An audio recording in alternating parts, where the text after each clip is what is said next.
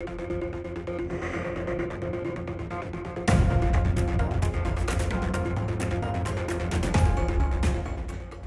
हैं वक्त बुरा आता है तो परछाई भी साथ छोड़ जाती है। अमेरिका में ट्रंप के साथ भी कुछ ऐसा ही हो रहा है।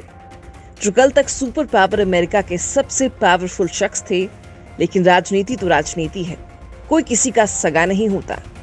ट्रंप के साथ भी ऐसा ही हो रहा है। उनके खिलाफ महाभियोग चलाने के प्रस्ताव के लिए की गई वोटिंग में 232 सांसदों ने पक्ष में वोट किए, जबकि 197 वोट ट्रंप के पक्ष यानी महाभियोग के खिलाफ पड़े। जिन सांसदों ने महाभियोग के पक्ष में वोट किए थे, उनमें 10 रिपब्लिकन सांसद भी शामिल हैं। डोनाल्ड ट्रंप 2 बार महाभियोग झेलने वाले अमेरिका के पहले राष्ट्रपति बन गए हैं। डेमोक्रेटिक पार्टी के दबदबे वाली प्रतिनिधि सभा ने कैपिटल बिल्डिंग में हिंसा मामले में ट्रंप के खिलाफ महाभियोग प्रस्ताव पर अपनी मुहर लगा दी है। हाउस ऑफ रिप्रेजेंटेटिव में वोटिंग के दौरान ट्रंप के महाभियोग प्रस्ताव पर पक्ष में 232 और विपक्ष में 197 वोट पड़े। प्रस्ताव के पक्ष में वोट करने वालों में 222 डेमोक्रेट सांसद रहे, जबकि 10 रिपब्लिकन। महाभियोग के लिए 218 मतों की जरूरत होती है। इसके साथ ही अमेरिका में सियासी संकट गहरा गया है। अब सबकी निगाहें सीनेट पर हैं। अगर महाभियोग का प्रस्ताव सीनेट में भी पास हो जाता है तो डोनाल्ड ट्रंप को तय समय से पहले ही राष्ट्रपति पद छोड़ना होगा। सीनेट में महाभियोग प्रस्ताव पास कराने के लिए 2/3 सदस्यों के मतों की आवश्यकता होगी। हालांकि सीनेट में रिपब्लिकन नेताओं के पास 50 के मुकाबले 51 का मामूली अंतर से बहुमत है। ऐसे में प्रस्ताव पास करवाना थोड़ा मुश्किल दिख रहा है, लेकिन फिलहाल ट्रंप के सितारे गर्दिश में हैं, क्योंकि कई रिपब्लिकन भी उनके खिलाफ जा रहे हैं। न्यूयॉर्क टाइम्स के मुताबिक सीनेट में रिपब्लिकन पार्टी के नेताओं का मानना है कि महाभियोग के बाद ट्रंप को पार्टी से निकालना आसान हो जाएगा। कैपिटल बिल्डिंग में हुई हिंसा की घटना से कई रिपब्लिकन सांसद उनसे नाराज बताए जा रहे थे। अमेरिका के राष्ट्रपति डोनाल्ड ट्रंप पर इससे पहले 2019 में भी महाभियोग चलाया गया था।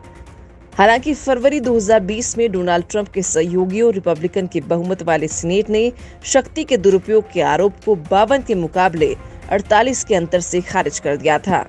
डोनाल्ड ट्रंप महाभियोग का आरोप लगने के बावजूद दोबारा राष्ट्रपति चुनाव लड़ने वाले पहले व्यक्ति हैं। इससे पहले बहस के दौरान राष्ट्रपति ट्रंप ने व्हाइट हाउस की ओर से जारी बयान में लोगों से अपील की थी कि देश में अब कोई हिंसा नहीं होनी चाहिए, कोई भी कानून तोड़ने वाला काम नहीं होना चाहिए।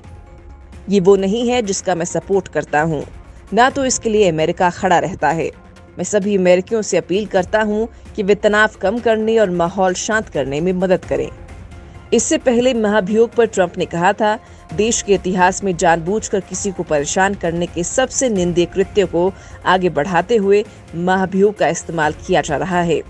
इससे काफी गुस्से और विभाजन की स्थिति पैदा हो रही है। इसका दर्द इतना अधिक है कि कुछ लोग इसे समझ भी नहीं सकते, जो कि खासकर उस नाजुक समय में अमेरिका के लिए बेहद खतरनाक है। हालांकि राष्ट्रपति ट्रंप के महाभियोग पर बहस के दौरान अमेरिकी सदन के अध्यक्ष नैन्सी पेलोसी ने कहा कि हम जानते हैं कि अमेरिका के राष्ट्रपति ने इस विद्रोह, देश के खिलाफ इस सशस्त्र विद्रोह के लिए उकसाया। उन्हें पद से हटना चाहिए। साफ है कि वो देश के लिए खतरा है। पेलोसी ने ट्रंप को हटाने के लिए 24 घंटे का नोटिस दिया था और ऐसा न करने पर महाभियोग के लिए तैयार रहने के लिए कहा था। पेलोसी ने कहा था, राष्ट्रपति के खिलाफ अभियोग चलाने और उन्हें हटाने के लिए मामले को पेश करना उनका संवैधानिक कर्तव्य है। यूट्यूब ने हिंसा की आशंकाओं के मद्देनजर कम से कम 1 हफ्ते के लिए ट्रंप का चैनल सस्पेंड कर दिया है। यूट्यूब ने एक ट्वीट में कहा कि उसने नई सामग्री अपलोड होने के बाद ट्रंप के चैनल को निलंबित कर दिया, जिसने उसकी नीतियों का उल्लंघन किया है। बयान में ये साफ नहीं किया गया कि कौन से वीडियो पर सवाल खड़ा किया गया है या उसने किस तरह से उसकी नीतियों का उल्लंघन किया है। कैपिटल हिल की हिंसा के बाद अब तक फेसबुक, ट्विटर, इंस्टाग्राम समेत कई सोशल मीडिया मंचों ने ट्रंप के अकाउंट को सस्पेंड कर दिया है। ट्रंप पर आरोप है कि उन्होंने अपने समर्थकों को कैपिटल बिल्डिंग की घेराबंदी के लिए तब उकसाया जब वहां इलेक्टोरल कॉलेज के मतों की गिनती चल रही थी और लोगों के धावा बोलने की वजह से ये प्रक्रिया बाधित हुई। इस घटना में एक पुलिस अधिकारी समेत 5 लोगों की मौत हो गई।